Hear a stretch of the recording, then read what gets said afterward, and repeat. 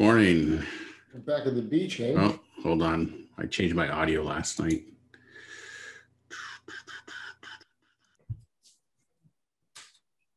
Yeah, Mike. Say something? Huh? Say something.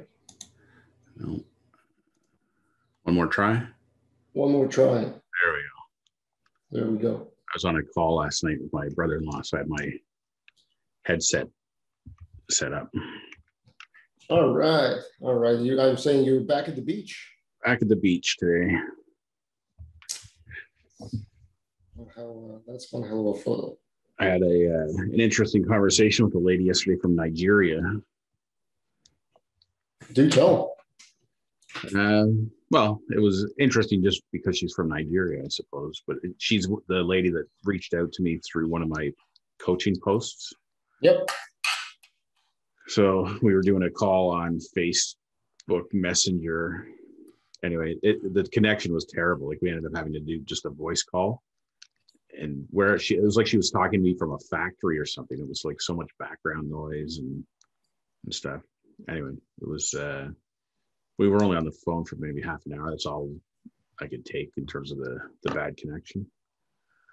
But she's interested in starting a business, but she's not really sure where to get started or what she really wants to do and all this kind of stuff. So anyway, I gave her some ideas. I sent her a business plan template. I said, before you decide anything, you got to figure out at least an idea of what it is you want. So she seemed very grateful for my time. So it was interesting. I think it's the first time I've spoken to anybody. Well, definitely the first time I've spoken to anybody in Nigeria. That's for sure. Why what do you know what a crescendo is? A crescendo? Yeah. Yeah. Why? No, tell me. Oh. Because I was about to use that word, but then I realized I'm not sure what it means. I know it has something to do with music, but is it the cascade of music, or is it the peak? It's like when I think of it as builds peak. up, and it builds up, and then it's like the crescendo. Yeah. Okay, so that was not the word I should have been using. Yeah. But why did your voice kind of trailed off at the end as if it was something bad happened? Oh well, no, just because it wasn't. Your accounts all of a sudden are empty. What's that? No, my accounts are good. I don't think my social media has been hacked yet. No, it was good. It was disappointing just from the standpoint that we couldn't have like a good conversation just because the background noise and the connection was so poor. But that's true. I hear you. It's just amazing that you're sitting in one version of a lockdown on a continent tens of thousands of kilometers away. Yeah. And you're giving advice to somebody in Nigeria. Yeah. That I've never met and doesn't know me. Yeah, you've never met. Yeah. Yeah. No, I know it's funny, right? Like that's the basis of where we're at in society is like, I'm complaining about the connection wasn't very good, but like, who knows where the hell she was. She'd be in the middle of nowhere. What kind of device she had. Maybe it was an old phone, which didn't have noise canceling. Yeah. Maybe. The wonderful world we live in. What else did you do? I'm not seeing any of your cards move, which speaks poorly of your legendary. I know. I've been quite distracted. Well, I spent time. I had to do my Thursday thought video yesterday. That's the one with the juggling balls, isn't it? Yeah. That was brilliant. I thought that was brilliant. That was just like, I was like, wow, what an idea. An idea. It was fun. I didn't know you could juggle because I suck. Yeah, I'm a little rusty. I used to juggle a lot more when the kids were little because they actually cared, made them laugh. Now they're just like annoyed by it. So I did that. And then my daughter's working on a big science project for school. So I had to help her, like, she's doing a poster and she had to print off a bunch of stuff. Mm-hmm. So there was a bunch of trial and error of like resizing text and stuff to print it out properly. And then I had we were doing it on a slide and then I was supposed to print slide 8, but instead I printed whatever slide we were on, 8 copies. And then she was like, "What are you doing? What are you doing?" The planet. Relax. It reminded me of when I worked at Loblaws, we used to have our ad meeting, and we had this huge deck of financial spreadsheets. Yep. It was like by department, all our forecasts and whatever for the period. And our finance guy would print them all off, like 15 copies of this deck that was like, I don't know, maybe 15 pages. Yeah. And he print them all off. And then my boss was notorious for printing shit off. Yeah. And then my boss would get his copy and he'd notice a mistake. He'd go, "This is wrong, fix it." And he'd throw all of it in the recycling bin and go do it again. Like literally hundreds of pages and hours of work. Oh, forget that. I'm thinking more of the trees that needed to be chopped down for that frivolous. Oh yeah. Well, when I worked at Surveyor's Road, which was the meat warehouse, for Loblaws, the office was above the warehouse, and it was like 3 flights of stairs to get up there. There was no elevator. Yeah. And like once every 2 weeks, the photocopy paper guy would show up, and he'd have to haul like 20 boxes of paper up 3 flights of stairs. Oh, wow. I'm also noticing that the position of my camera is not ideal, because most of the time, I can see you looking at me right now. Yeah. Where am I looking? You're kind of looking down. Yeah, that's the. Usually I move, like my camera's kind of off to the side. I usually move your picture to this side, but my camera's on top of my monitor. See, I can't get them to kind of. Yeah, I would love the pictures to be at the top of the screen. Yeah. And they're smack in the middle. Yeah.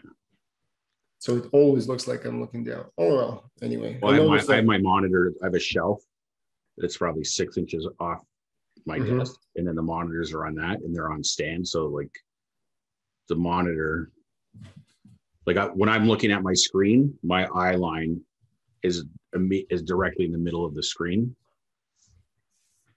Where am I looking now? For a second, you were looking straight. Where am I looking now? A little bit down, but not as down as before. Okay. That's all right. I've been laughing because I've been watching like on the news when they have like government officials and people, and they're on their laptop or whatever, but they're sitting so close to their screen, like their heads are huge, and you're staring up their nose and stuff. I'm like, this is bad. Yeah. It's you would think that there would be consultants who would be able to provide guidance to how this is supposed to work. Yeah, but exactly. No. Well, it's funny when we were doing a presentation at Loblaws for the multicultural vendors, and I showed up early because they had two AV guys setting up the presentations and stuff, and we had to give him our stuff on a flash drive, and we had videos and stuff. So I got there super early to make sure that all my stuff worked. And then the Loblaws person came down at the last minute, and then their guys are like trying to load it, and it was like the wrong version, or the audio wasn't working. They had nothing but problems. But it's like the lesson, like you're in front of like 100 people, you better do your due diligence to make sure that you don't have the technical difficulties going in. I'm just going to check Kevin's story time to see if he added more people last night. So were you talking to Chris about Storytime or just in general? Sorry, say again. You said you were talking to Chris yesterday. Oh no, that to my brother-in-law. Brother-in-law. Sorry, not you. I thought you said your brother. Yeah, it's Amy's husband. He works for HBC actually in their loyalty marketing. HSBC? No, HBC. Hudson Bay. No. Yeah. Hudson Bay. Yeah. He used to work for AMIA. How is HBC feeling? Well, they're having a rough go of it. I mean, they're desperately in need of getting their stores open. I was thinking that they should have just let go of all of their real estate property and just be done with it and just go fully online. Yeah. Well, they, from what I understand, the little window of time when they reopened, they did well those weeks. So I don't know. That's what I mean. I don't know how any of these large brick and mortar retailers can absorb what's just happened. Yeah. Because even if you know, you just think about it, like stale inventory, just real estate costs, rehiring, retraining now, like getting people back. It's I don't know. It's funny because my wife was telling me too, like in the aquatics world, there's all kinds of aquatics facilities, like not just pools, but pools, splash pads, whatever. Like they get the green light to reopen. Well, they turn the water on and like pipes are bursting and mechanical systems aren't functioning properly. Like stuff has been basically shut off for a year and a half. It's not just like a light switch. You flick it back on and everything's working. So there's huge structural costs to getting back up and running as well. Plus now all the people that work there have to get recertified with all their training and everything. So really, it's a huge undertaking. It's interesting because we were just talking about the fact that Misha used to go to Aquatots, like a little pool. So the owner, she has 3 locations, and how is she able to survive? One, she needs it's a massive space. Yeah. 2, it's water, so that all has to be drained, I guess. Yeah. It sits idle. It's not as if, and the landlord, they can't even, I wouldn't imagine that they would be evicting her, because then they would be in so much need of reconstruction. Yeah. But at the same time, it's just like all of their income has been shut off. Yeah. Yeah. Like I don't know. Anyway. It's gone, right? Like everything that you missed in the last year and a half is gone. Like you can't sell enough stuff, especially like if you think about that business model, right? Like it's swimming lessons. Well, sure, if you're a retail business that sells goods, you can maybe catch up a little bit. But I mean, you think of that, like her, she'll never make up for that loss. No. Like my friend Joanne, she'll never make up for missing Mother's Day and Father's Day and Christmas and Easter. Like those, that's gone. Yeah, like those. It's not things that you can stock up or catch up on. It's every day is an earning opportunity, and when it's gone, it's gone. Yeah, like the cost of this is unfathomable almost. Yeah. Anyway, so I do intend to be a little more active today. I'm going through the rest of the copy on the sales page. You better be. So I hope to get that done today. Now, did you want me to? You want to review all that before making any edits? Do I have access to the edit stuff now? Yeah, absolutely. You're admin on the website. Okay. We'll actually once we go to our part 2, let's test that to make sure that everything's fine. Okay. And I can kind of guide you through some of the basics for editing. Okay. I'm loving the scheduled posts from Canva. You showed it yesterday. It's pretty slick. It's so good. And quite intuitive too. So amazing that you're designing like, okay, I have my creative. Now I just need to make sure it posts, and it does that. Yeah. Yeah. Because none of the other platforms were, none of them had that. Yeah. That's good. What else? Talk about value. Because the Pro plan is not that expensive. No, it's, what is it, $16.99 a month or something? Yeah, with all of the images, with all of the templates that are available to you. Yeah. Scheduling, like Sendable alone was $29.99. Yeah.